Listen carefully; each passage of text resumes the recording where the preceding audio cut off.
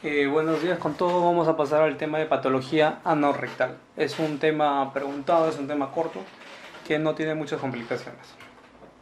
Anatomía quirúrgica. Recordemos otra vez la irrigación y el drenaje venoso del recto. ¿Ok? Cuando nosotros estudiamos recto siempre lo estudiamos por tercios. Tercio superior, tercio medio y tercio inferior.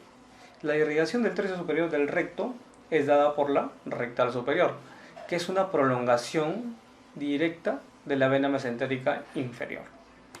El recto medio se irriga por la arteria rectal media, que es una rama directa de la ilíaca interna, o también llamada hipogástrica.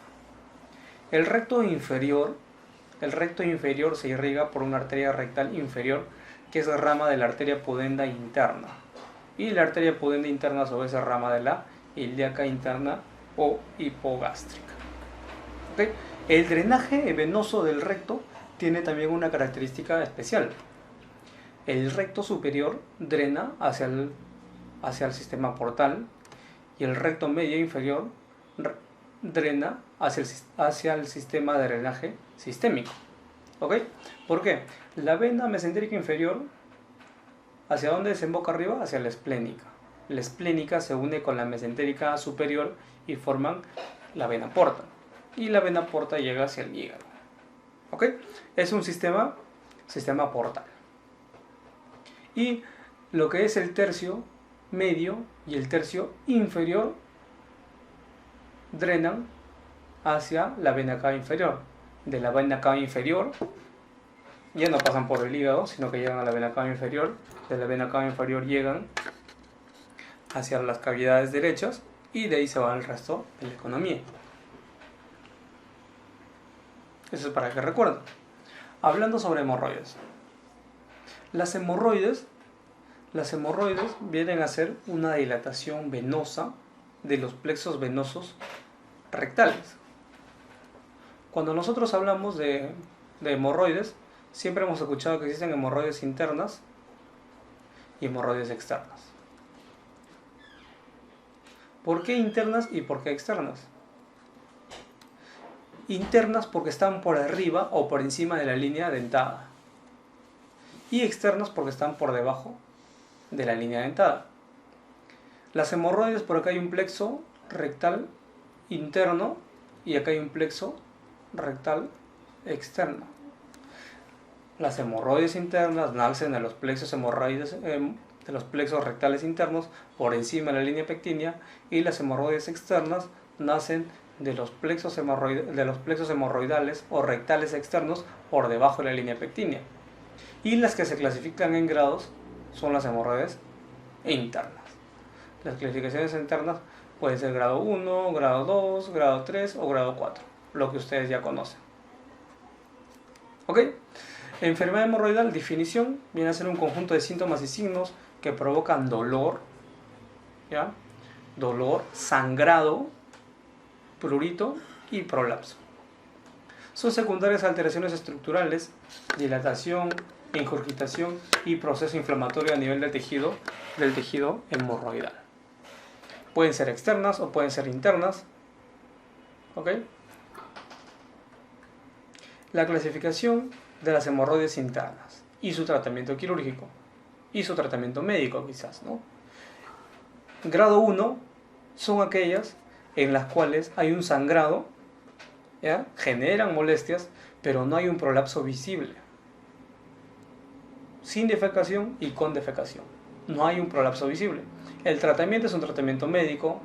Hay que indicarle al paciente que haga sus baños de asiento, sus pomadas condicionales, etc. Y en algunos casos, ligadura con banda elástica. Ligadura con banda elástica, que es el que pone el gastroenterólogo. Pone como una banda, como dice, como un anillo al cuello de la hemorroide, la deja ahí ajustada, pasan unos 5 a 7 días y ese hemorroide se cae. ¿Ya? Esa es ligadura con banda elástica. El grado 2 son aquellas hemorroides que durante la defecación se prolapsan, pero reducen espontáneamente. El tratamiento es igual tratamiento médico, pero el tratamiento que se debería elegir viene a ser la ligadura con banda elástica. para las hemorroides internas grado 2, que son hemorroides que se prolapsan pero que reducen espontáneamente. Las hemorroides grado 3 son aquellas hemorroides que se prolapsan y que para reducirlas requieren reducción digital o manual. El tratamiento de elección es el tratamiento quirúrgico. Tiene que operarse, porque el paciente no puede estar con una hemorroide que le sale cada vez que defeca y tiene que usar la mano o usar el dedo para regresarlas. Hay que operar a ese paciente. El grado 4 son aquellas hemorroides que están prolapsadas y que no son reductibles bajo ninguna maniobra. El tratamiento también es quirúrgico. El tratamiento también es quirúrgico. Esas son de las hemorroides internas. Las hemorroides externas, lo más frecuente de las hemorroides externas es que sufren una trombosis. Esta trombosis hay que hacerla un drenaje de la trombosis, una incisión en la cúpula de la hemorroide trombosada, extracción del trombo, y le calma el dolor de manera mágica. O sea, tipos de hemorroidectomía tenemos dos tipos. Tenemos la hemorroidectomía cerrada de Ferguson, ¿ya? De Ferguson, y tenemos la hemorroidectomía abierta de Milligan y Moore, ¿ya? Las hemorroides trombosadas, como habíamos dicho, el tratamiento depende de los síntomas del paciente y también del tiempo de evolución, ¿ya? El dolor es máximo a los 3 días de la trombosis, ¿ya? Primeras 24 a 72 horas del inicio de la trombosis, el dolor se incrementa y está justificado el drenaje, como dicen. A las 72 horas es el pico, donde ya se trombosa. Pasadas las 72 horas, el dolor disminuye y el manejo puede ser expectante. También recordemos que es un plicoma. Un plicoma únicamente es una porción de piel, un pliegue de piel, en donde anteriormente hubo un trombo y se quedó plegada ahí la piel. Un plicoma, ¿ya? El tratamiento es más que todo estético, ¿ya? No existe ningún tratamiento quirúrgico indicado. Ese es el encuentro de hemorroides.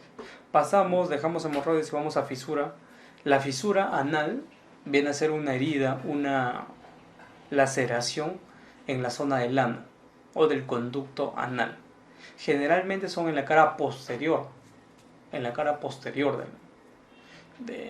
del recto. ¿Por qué? Si son en la anterior o son múltiples también, hay que descartar otras enfermedades, como una enfermedad inflamatoria intestinal o una tuberculosis. Recordemos que la mayoría de fisuras están en la cara posterior y son solitarias. Si nosotros diagnosticamos en otra zona, hay que descartar estas enfermedades. Hay que descartar que no tenga una enfermedad de Crohn, una colitis ulcerativa, sífilis, tuberculosis, leucemia, sida, etc. Nos vemos obligados a descartar si es que vemos una fisura anterior o múltiple. ¿Qué pasa con la fisura? Hay una herida en la mucosa, o llega hasta la submucosa o hasta el músculo. Entonces el esfínter trata de hacer una hipertonía para cicatrizar rápido o para desaparecer esa fisura. A modo de protección, el esfínter se contrae. Se contrae tanto ese esfínter que los vasos pequeños que pasan por ahí están tan comprimidos que ya no da irrigación al resto del esfínter y provoca como una isquemia. Entonces esa hipertonía da dolor, ¿ya? Ese dolor que es explicado por la hipertonía hace que los vasos sanguíneos estén tan comprimidos y por tanto hay una isquemia, y como hay una isquemia, esa cicatriz que hay no puede mejorar. En un ambiente isquémico, en un ambiente en el cual llega poca irrigación a una herida, esa herida no va a mejorar y entonces empieza un círculo vicioso, ¿no? Herida, hipertonía, isquemia, herida, hipertonía, isquemia, herida, hipertonía, isquemia, herida. Entonces hay que romper un componente de esos. Lo que hay que romper básicamente es la hipertonía. La hipertonía, ¿por qué? Porque es el causante del dolor y porque es el causante de la isquemia y de la no secretización. Entonces lo que hay que hacer es una esfinterotomía lateral interna. El famoso ELI, ¿no? Esfinterotomía lateral interna. Nosotros tenemos un esfínter un esfínter anal, externo e interno. Al que vamos a abordar es al interno. Y le vamos a hacer un corte, una tomía. Y hay que hacerlo en un lado lateral. A eso se llama una esfinterotomía lateral interna. ¿Ya? Esfinterotomía lateral interna. Pasamos a otro tema. Son temas pequeños, pero bastante preguntados. Pasamos a la fístula. La fístula se define como una comunicación anormal entre dos epitelios.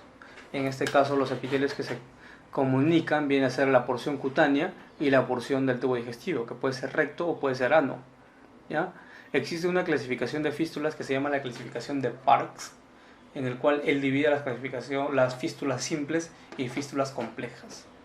Las fístulas simples son aquellas que son superficiales, que son las más comunes, que nosotros conocemos, las interesfinterianas o las transesfinterianas bajas. Nunca se olviden, esas son las fístulas simples. Las superficiales, las interesfinterianas y las transesfinterianas bajas. Las fístulas complejas son las transesfinterianas altas, como esta, por ejemplo. La E es una fístula transesfinteriana alta. Ok, alta. Acá tenemos supraesfinteriana. También tenemos las extraesfinterianas. Orificio fistuloso interno sobre la línea dentada, también se considera complejas. Y fístulas con múltiples orificios externos de salida. ¿Ok? En cuanto a la clasificación de Parkes, también hay una regla que se llama la regla de Gutzal. La regla de Gutzal dice: las fístulas pueden ser descritas como anteriores y como posteriores. ¿Ok? Las fístulas anteriores son aquellas que tienen un trayecto recto, un trayecto radiado, mientras que las fístulas posteriores son aquellas que describen un trayecto curvo hacia la línea media. ¿Ya? Hacia la línea media. Esa es la regla de Gutzal y predice el trayecto fistuloso. Predice el trayecto fistuloso según la localización. Anterior recto, posterior curvo. Tenemos acá los ejemplos de las fístulas. Esa es una fístula interesfinteriana. Observen, pasa por el esfínter externo y por el esfínter interno. Esta es una fístula transesfinteriana. Pasa por el esfínter externo y el esfínter interno. Es una fístula transesfinteriana baja en todo caso. Alta sería más o menos por acá. Y fístula supraesfinteriana pasa por encima de los esfínteres. Esta es una fístula compleja. El tratamiento para las fístulas simples y para las fístulas complejas. Para las fístulas simples, perdón, me estoy confundiendo, perdón. Para las fístulas, un lapsus, para las fístulas simples hay que hacerles una fistulectomía. ¿Por qué? Son simples, las podemos sacar todo. Las podemos sacar con todo y tejido circundante. La fístula es como un tubo, ¿sí? Como un tubito de tejido conjuntivo, fibroso, ¿no? Que comunica la piel con el recto ano. O sea, cuando son fístulas simples, o sea, cuando son fístulas superficiales, cuando son fístulas transesfinterianas bajas o interesfinterianas, las podemos sacar todo. Las podemos extirpar. Las sacamos. Sacamos ese tubo de tejido conjuntivo con su porción circundante. Eso se llama fistulectomía. Y está descrito para fístulas simples. En cambio, hay fístulas complejas, que son transesfinterianas, que son altas, transesfinterianas altas, supraesfinterianas, con múltiples orificios de salida. No le podemos hacer una fistulectomía. Lo que hay que hacer únicamente ahí es una fistulotomía. Entonces la fistulotomía es para fístulas complejas.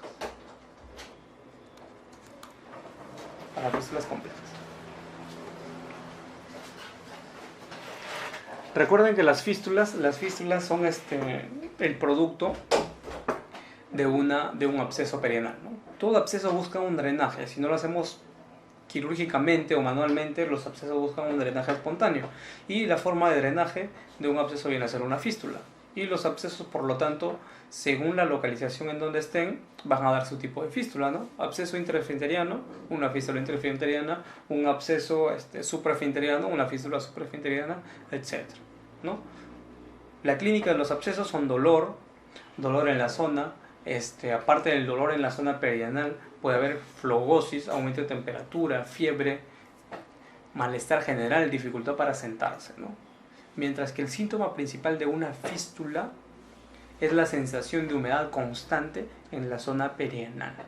Vamos a verlo en este resumen. La fisura, recuerden, la mayoría está localizada en la cara posterior. Si es margen anterior o múltiples, hay que descartar. Inmunodepresión de cualquier tipo, sífilis, enfermedad inflamatoria intestinal, tuberculosis, etc., ¿no? El síntoma más frecuente es el dolor. Tratamiento de elección es el famoso ELI, esfinterectomía lateral interna. Los abscesos anorrectales, el más frecuente es el perianal, ¿ya? Lo que hay que hacer es drenaje. Todo absceso tiene que drenarse. Las fístulas anorrectales, el síntoma más frecuente, como dice acá, es un drenaje anal purulento, una sensación de humedad constante, y el tratamiento es la fistulotomía y cierre por segunda intención. ¿Qué quiere decir? Le sacas la fístula y lo dejas ahí. Dejas que solo cicatrice y cierre por segunda intención. Pasamos a cáncer de recto. El cáncer de recto también tiene su estadia GTNM, que hay que recordarlo, similar a lo que habíamos hablado. El in situ solamente es dentro de la mucosa.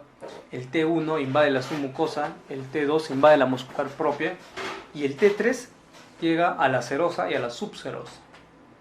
Y el T4 ya cuando está por fuera de la muscular propia. ¿Ok?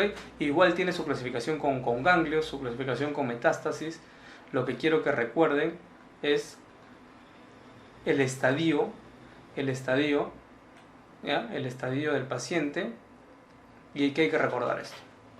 Cuando nosotros tenemos un cáncer de recto, voy a hacer una nueva diapositiva porque es lo que nos interesa.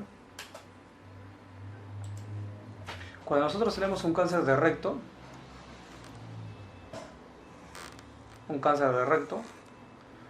acá está el ano, por acá está el esfínter externo, por acá está el esfínter interno, ¿ok? Cáncer de recto lo dividimos en 3 tercios. Recto superior, recto medio y recto inferior. De 0 a 6 centímetros, recto inferior. De 6 centímetros hasta 10.9, recto medio. Desde 11 hacia arriba, recto superior. Cuando nosotros tenemos un tumor en el recto superior, lo que hay que hacer es una resección anterior, se llama anterior de recto. Cuando tenemos un tumor en el recto medio, lo que hay que hacer es una resección anterior también baja de recto. Una resección anterior baja de recto. Y cuando tenemos un tumor en el recto inferior, ¿ya? ¿Qué es lo que hay que hacer? Observen, si sacamos el recto a esta zona, ¿con qué vamos a anastomosar ese muñón, mínimo muñón que quede? No va a haber forma. Entonces lo que hacemos, acá hacemos una resección abdomino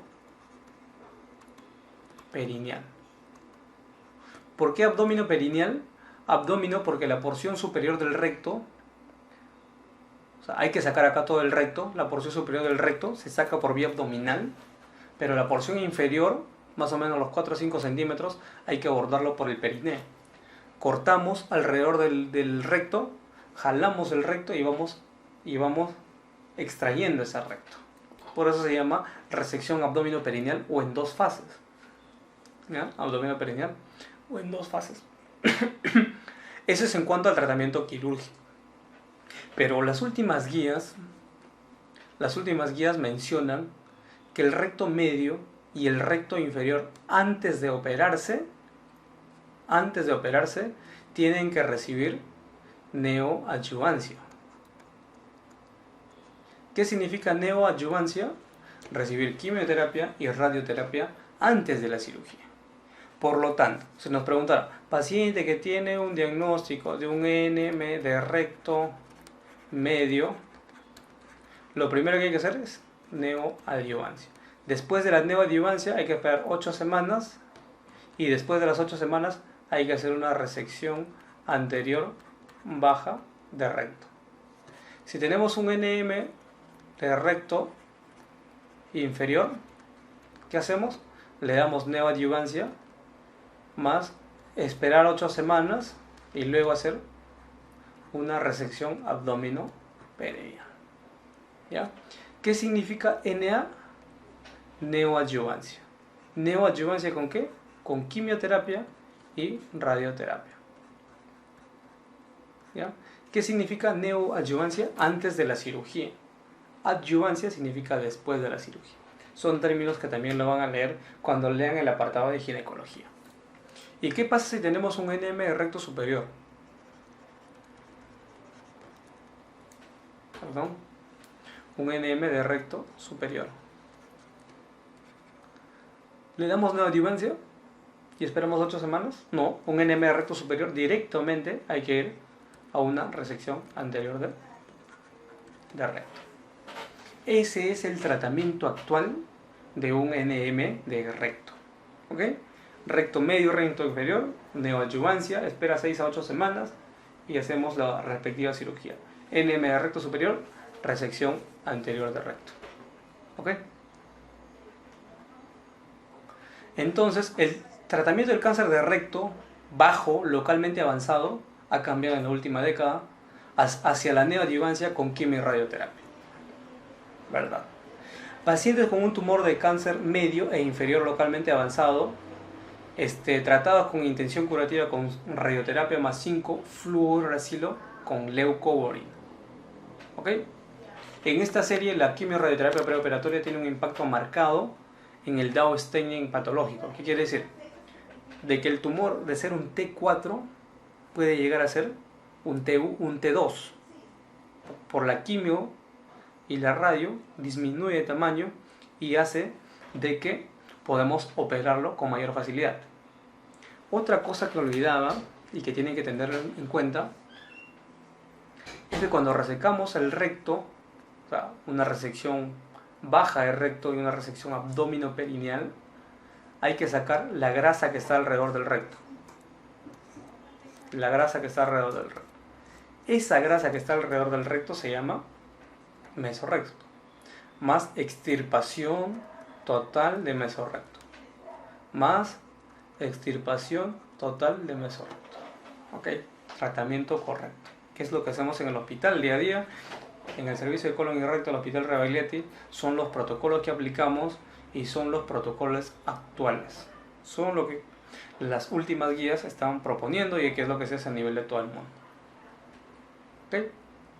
Otra vez, para recordar únicamente, recto superior, resección anterior de recto, más anastomosis colonal, recto medio, resección anterior baja, menos de 6 centímetros en realidad, acá le ponen 7, pero es menos de 6, amputación abdominoperineal de Miles o cirugía de Miles. ¿Ok? Cáncer de ano, que lo que hay que recordar es una patología poco preguntada, pero ya decíamos al inicio de las charlas, el cáncer más frecuente a nivel de todo tubo digestivo son los adenocarcinomas, excepto en 2 localizaciones, esófago y ano, que son epidermoides. El tratamiento de elección para el cáncer de ano viene a ser la quimioterapia con radioterapia, y si hay recurrencia hay que hacer un abdomino perineal, igual que el recto inferior, le podemos hacer un abdomino perineal solamente en aquellos pacientes que tengan recurrencia. Recuerden también que el cáncer de ano se hace más frecuentemente con pacientes homosexuales, varones, pasivos y que tengan inmunodepresión de por medio y que tengan el virus del papiloma humano, que es el que se ha demostrado como agente etiológico del cáncer de ano de tipo epidermoide. Muy bien, eso es todo por hoy en cuanto a patología anorrectal.